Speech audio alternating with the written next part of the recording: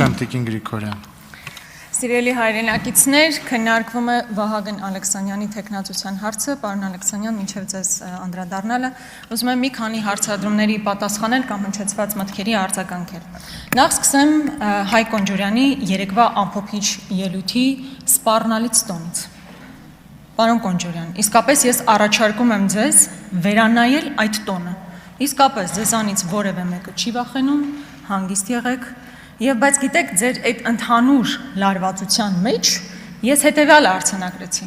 որ եթե ձեր եղբայրը պարեկների ուղեկցությամբ գնում եւ սպառնում ամարտկանց, դուք էլ հնարավորինս փորձում եք դիստանցավորվել ձեր եղբոր գործողություններից, ինչը նորմալ է, դուք նրա համար պատասխանատվություն չեք կրում։ Բայց դուք գալիս եք այս ամբիոնից մի քիչ ավելի քաղաքակիրթ տարբերակով, այսպես փողկապով, սանրած մազերով, մի քիչ ոսկեղենիկ հայերով, բայց այդ նույն սպառնալիքներն եք հնչեցնում։ Վերանայեք ձեր վարքագիծը, սա նաև բարեկամաբար ենք հորդորում։ Հաջորդը, մի քանի անգամ այս հարցը հնչեցվեց կամ միտքը հնչեցվեց, կարծեմ, այս մեկը չեմ հիշում, բայց նախորդը վստահաբար Մարիա Կարապետյանն էր հնչեցրել,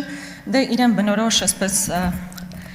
խորիմաստ դեմքի արտահայտությամբ եւ հայացքով, վատ առումով չեմ ասում, որ օրինակ Ծառուկյանի կամ Բարգավաճ Հայաստանը Քոչարյանի պրոյեկտն է։ Սովորաբար դուք ավելի շատ հանդես եք գալիս այսպես վերլուծական բանով, հա, վերլուծական հայացք ուղղելով ինչ-որ իրադարձությունների, սա սովորական բամբասանք է։ Բայց մինչև հասնել այստեղ մեծ հարցադրումներ հնչեցնել,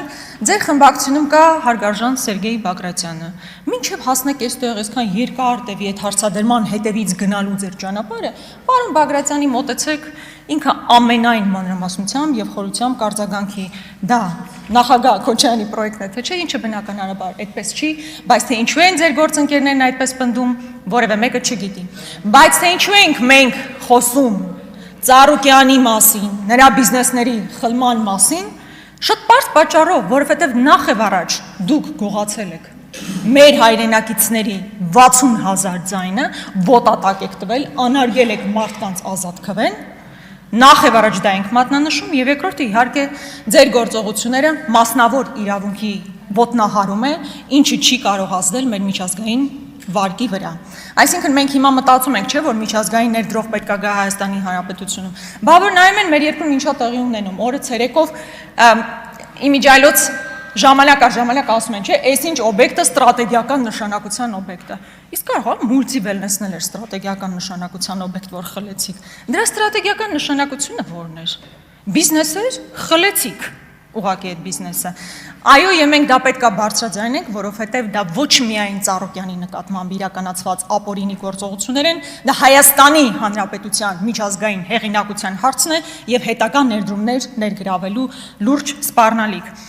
Այստեղ պատգամավորներ կան, որ ես առաջարկում եմ ի վերջո գիտակցեն, թե այս ամբիոնը ինչպիսի կարևորություն ունի եւ չկարծեն, թե ֆեյքերի պոակի կամ ֆեյքային ինչ-որ ինդուստրիայի մաս են կազմում, գնահատեն այս ամբիոնը, հարգանքով մոտենան այս ամբիոնին։ Չգիտեմ ով ասեց, որ Հայաստանում չկան քաղբանտարկյալներ, իհարկե այս նախադասությունը արդեն բավականին զավեշտ է առաջացնում, Արտուր Սարգսյանը քաղաքական բանտարկյալ է։ Արտուր Սարգսյանը քաղաքական բանտարկյալ է։ Եվ քանի դեռ այս պարլամենտը անձեռնմխելիությունը մեր գործընկերոջ թույլ չէր տվել, որ հաղթահարվի, նա ուղղակի քաղաքական պատանդի կարգավիճակում է հիմա։ Արեքնազ Մանուկյանը քաղաքական հետապնդվող անձ է։ Այսքանի օրը մենք անընդհատ խոսում ենք եւ հատկապես ԿՊ-ական կանանց ես մի անգամ առաջ ունեցա դիմելու։ Դուք այդպես էլ որևէ կերպ չարձագանքեցիք, արդյոք պատրաստ եք քայլեր ձեռնարկել, որպեսզի Արեքնազ Մանուկյանը կարողանա հանդիպել իր դստերը, անչափահաս դստերը, խնդիրն ինչու՞մն է, որ չեք արձագանքում։ Այսպես տեսական ինչ-որ խնդիրների մասին, կանանց իրավունքների մասին խոսելը հեշտ է, իսկ կոնկրետ օրինակների վրա խոսելը դժվար է, եկեք խոսեք։ Բայց քանի որ այստեղ հիմնականում նաև հայրենիքի թեման էր արծածում, պարոն Ալեքսանյան, ես ուզում եմ իսկապես գալ ձեր խոսքի այն հատվածից, կարծում եմ ֆունդամենտալ հարց է այստեղ։ Ինչ էր ասում պարոն Ալեքսանյանը իր խոսքի մի մասում, բառացի չեմ մեջբերի, ընդհանուր բովանդակությունը կասեմ։ Ասում է նախորդ խորհրդարանը աննախադեպ է տրամաբանությամբ, որ մենք ի վերջո հասկացանք, թե որն է մեր հայրենիքը։ Նման իմաստը բովանդակության առումով դա էր։ Նախորդ խորհրդարանը մեր անկախ պատմության ամենավատ խորհրդարանն էր, ամենախայտառակը, ոչ միայն այսպես միջանձնային հարաբերությունների տեսանկյունից, այլ որովհետև այդ ժամանակահատվածում մենք կորցրել ենք մեր հայրենիքի մի մասը։ Եվ մեր եւ ձեր ամենամեծ տարբերությունն այն է, որ մենք համարում ենք Արցախի կորուստը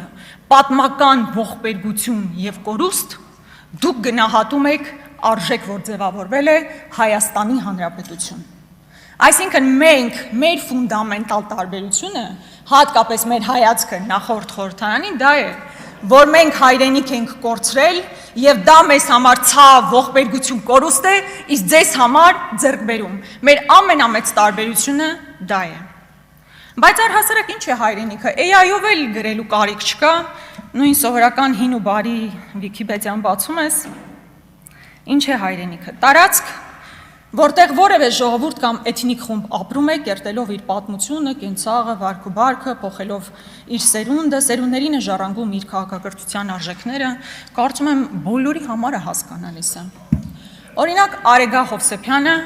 ծնվել եւ մեծացել է Արցախում։ Պարոն Եղոյան, ինչ եք ուզում առաջարկենք, որ Արեգա Հովսեփյանը չկարողանա ասի, որ Արցախը իր հայրենիքն է։ Լևոն Քոչարյանը ծնվել է Արցախում, ինքը չի կարող ասել։ Իմ մի հռետորական հարցեր են հիմա, պարտադիր չի այս բային արձագանք։ Պարոն Եղոյան, պարտադիր չի հենց հիմա արձագանքեք։ Իմ տատիկը ծնվել է, ես Արցախում չեմ ծնվել, Կապանում եմ ծնվել, բայց իմ տատիկը ծնվել է Արցախի Մարտունու շրջանում։ Նրա պապերը, պապ ու պապերը, բոլորը ծնվել են Արցախում։ Արցախը իմ հայրենիքն է։ Արդյոք դա ինձ որպես քաղաքական գործիչ կամ եթե իշխանության մաս լինեի, խանգարում է այնպիսի պետական քաղաքականության մշակում եւ իրականացում, որ ռացիոնալ հողի վրա է, չէ։ Ես հո մտքով գիտակցում եմ իմ ռեսուրսներն ինչպիսին են, ինչպիսի արտաքին քաղաքականություն պետք է իրականացվի, ինչպիսի անվտանգային քաղաքականություն, բայց դա չի խանգարում քո հայացքը, քո պատմությանը փոխել։ Օրինակ ձեր իրական Հայաստանում նորմա է, որ հերոսների նկարները պետք է ջնջվեն ու ասեք դա նորմալ է։ Դա նորմալ չէ։ Երբ որ դուք անմռունչ պատերազմ եք հայտարարում խորհրդանիշների դեմ, դա նորմալ չի։ Եվ մեր ու ձեր տարբերությունը ոչ թե տարածքի շուրջ է, այլ այդ տարածքի բովանդակության շուրջ է։ Այդ տարածքի բովանդակությունը ամենակարևորն է,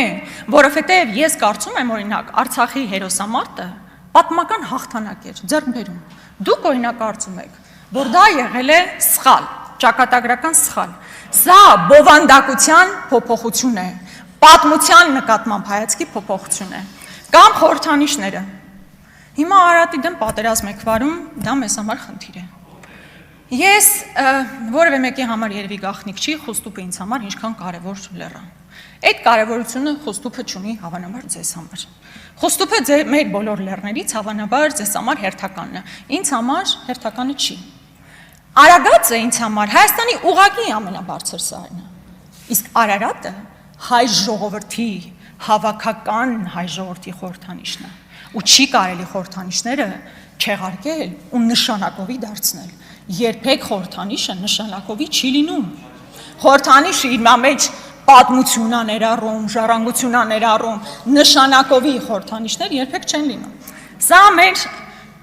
տարբերությունն է։ Այստեղ շատ բան կար, հավանաբար այդ առումով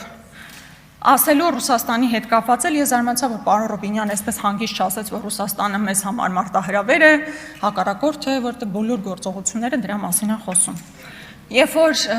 բան են բերում, խումբ են բերում, որ հիբրիդային պատերազմի դեմ, չգիտեմ ինչ անի, դե լավ էլ ուրիշ ինչ ձևակերպում պետք է տալ։ Պարոն Քոչարյանը, այստեղ Անդրանիկ Քոչարյանը, այստեղ ում կարևոր է շեշտել։ Պարոն Քոչարյան, դուք 8-րդ տարին ալերանում ա։ Դուք այսպես հերթական պատգամավորը չեք եղել։ Անվտանգության պաշտպանության հանձնաժողովի ղեկավարն եք եղել։ Դուք ված չեք զգում, որ 8 տարի գալիս նույն բանի մասին խոսում եք։ Բա 8 տարի լծակները ձեր ձեռքին ունենալով ինչով եք զբաղված եղել։ Ես կարծում եմ ձեզ համար պետք է վիրավորական լինի։ 8 տարի նույն նախադասությունը, նույն Աղան Հովսեփյանը, Ռոբերտ Քոչարյանը, մարտի 1-ը, նույն նախադասությունը, գոնե ձևի համար մի նախադասություն մի քիչ փոխեք։ Ձեզ համար վաճառք, մեկ էլ չգիտեմ ինչու որոշեցիք, չգիտեմ ինչու որոշեցիք, պարոն Քոչարյան, անդրադառնալ ինձ, իմ դերին եւ կարգավիճակին։ Պարոն Քոչարյան, դուք ձեր մասին մտածեք, քաղաքական գեներալի կոչումից դարձել եք եֆրեյտոր։ Շնորհակալություն։